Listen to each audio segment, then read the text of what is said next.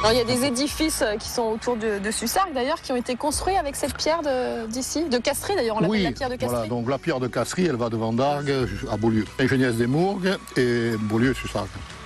La pierre d'ailleurs à Vendargues était la pierre bleue qu'on appelait, c'était la plus dure. Et plus on monte, plus elle est friable, plus elle est facile à travailler, et plus elle a des coquillages, plus elle est jolie.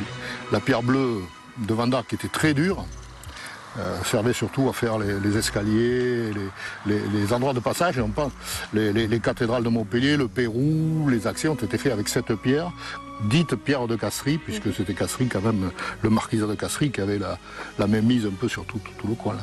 Et le château de Castries en lui-même aussi? Le château de Castries, alors je ne suis pas sûr que tout le château ait été fait avec les pierres d'ici. Une grande partie, on peut reconnaître une grande partie du château qui est faite avec la pierre d'ici. L'aqueduc est entièrement fait avec la pierre d'ici. Tous les villages sont construits avec la pierre qui a été extraite.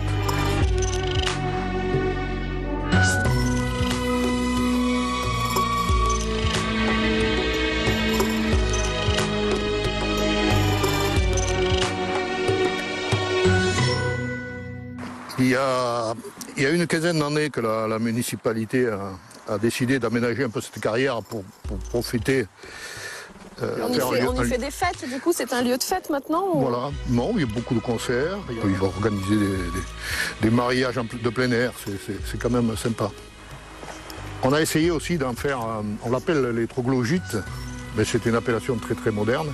Elle a été creusée pour extraire de la pierre et pour servir de matériau à des écoles de sculpture. C'est un chantier d'une école de sculpture allemande qui était venue, qui ont travaillé pendant quelques mois sur cette pierre et qui ont laissé quelques monuments sur le site.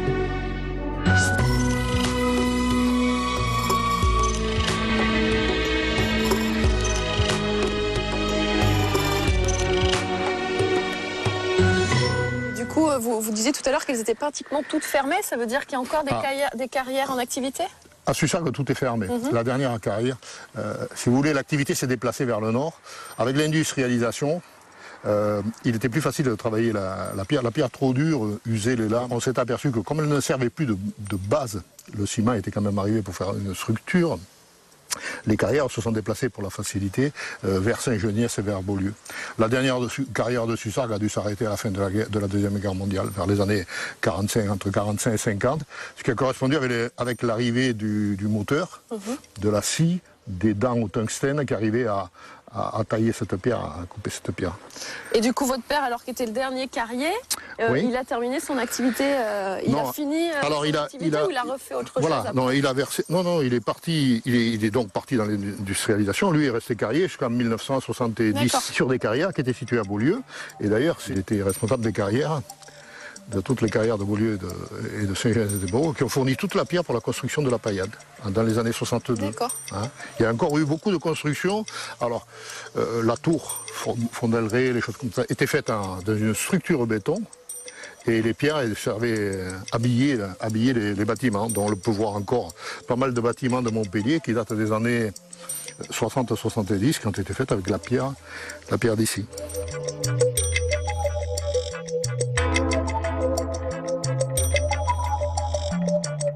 C'est presque l'île de Pâques ici. C'est joli, hein. C'est très beau.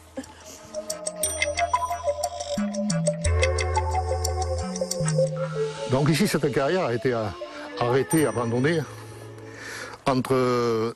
durant l'entre-deux-guerres.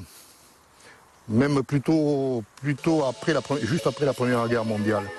Parce que la pierre est relativement dure.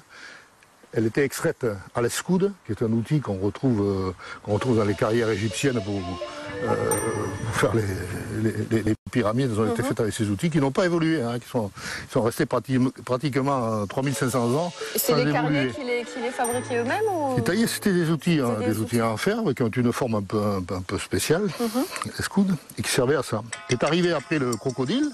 Il est arrivé des carrières de Charente, puisque la pierre était plus tendre en Charente, et ils arrivaient à avoir une scie qu'on appelle le crocodile, parce que c'est des immenses... Comme des dents de crocodile, en fait. Comme des dents de crocodile, voilà. D'accord.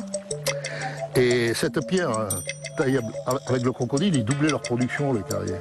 Sauf ici, le crocodile, la pierre était trop dure. Donc ils sont montés, ils ont traversé la route, ils sont montés vers Saint-Genès et vers Beaulieu. Où la pierre était plus tendre, ce troisième. D'accord.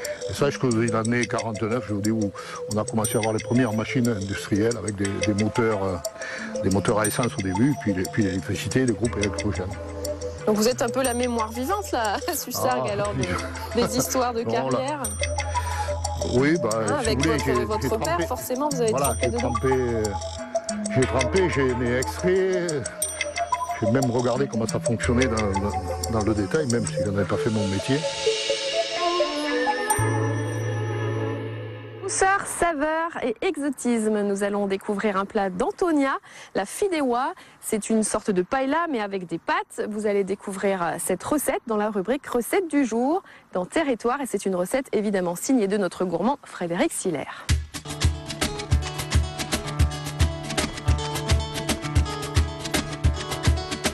Dans ce plat, il faut mettre donc des moules, des fruits de mer, des gambas, des poivrons, des oignons, de la sèche, de la lotte, de la tomate, des coquillages, du fumet de poisson, de l'ail et des épices. J'ai émincé des oignons, faire revenir les oignons et les poivrons. Alors pour la couleur, j'ai mis poivron rouge, poivron vert. Là, la préparation finale, il y en a pour un quart d'heure, 20 minutes. Une fois que ça commencera à bouillir, il faut compter une demi-heure en gros. Mais bon, à la maison, il faut compter 1 heure en plus. Je vais rajouter mes fruits de mer. Faire un peu revenir dans le jus. Salé. Poivré. Un petit peu de paprika. Et un peu d'ail en poudre. Ça évite de tomber sur des morceaux. À la base, c'était avec des morceaux. Je trouve que c'est meilleur comme ça. Alors la sèche, qui a déjà été pré-cuite. Si on la met en cru, oui, c'est long. Mais moi, j'ai pour habitude de la faire un peu pré-cuire. Et comme de toute façon, il me faut du fumet de poisson pour mettre à l'intérieur de la fideuà. Et bien, je l'ai fait cuire dans mon fumet de poisson. Maintenant, je vais mettre le colorant alimentaire espagnol, qui est à base de safran. C'est lui qui va donner la couleur, par contre. Vous voyez, ça commence à se teinter de suite. Et là, je vais rajouter le fumet de poisson avec les coquillages. Les coques sont les petits coquillages et les amandes, c'est les gros. C'est pas les amandes de fruits, c'est les amandes de coquillages.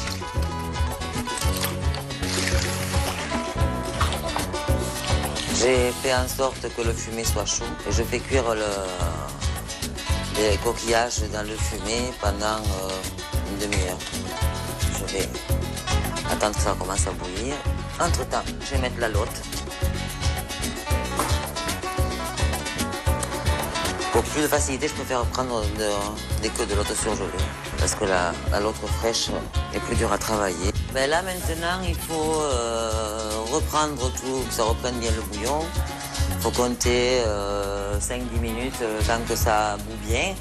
Et dès que ça commence à bouillir, comme il faut, à ce moment-là, on rajoute les pâtes, les moules et les gambas. Là, juste maintenant, laissez faire le travail des flammes.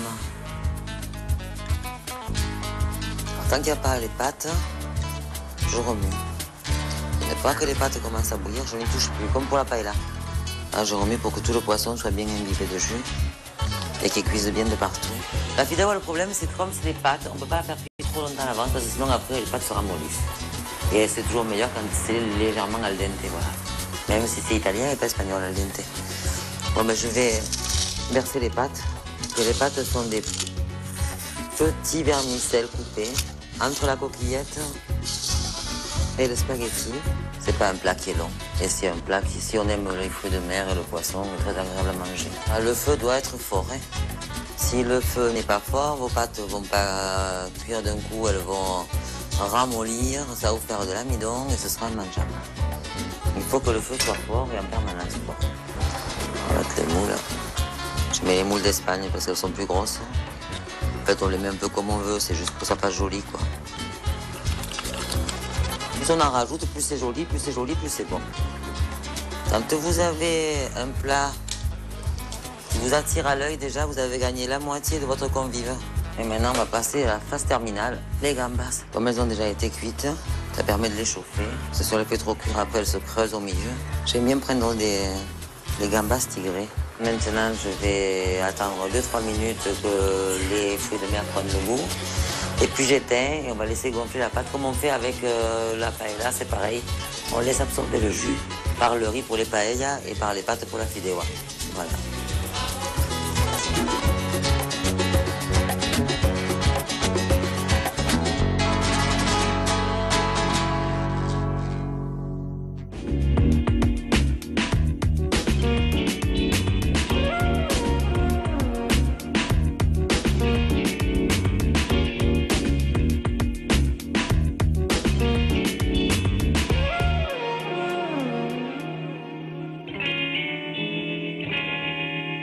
Donc ce front, puisqu'on appelle ceci un front, hein, a été creusé à la main, à la pioche, à l'escoude.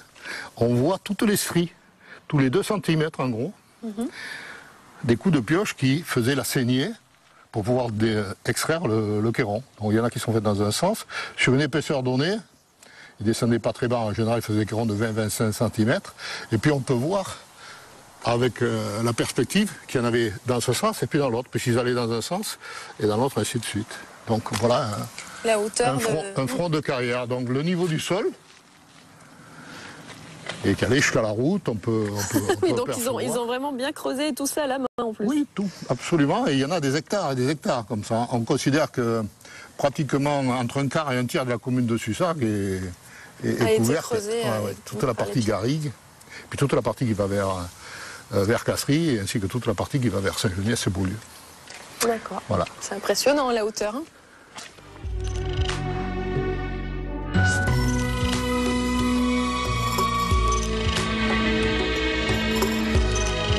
Il reste 2 carrières en activité sur la commune de Beaulieu, qui travaillent surtout dans la décoration, alors que ce n'est plus un matériau de...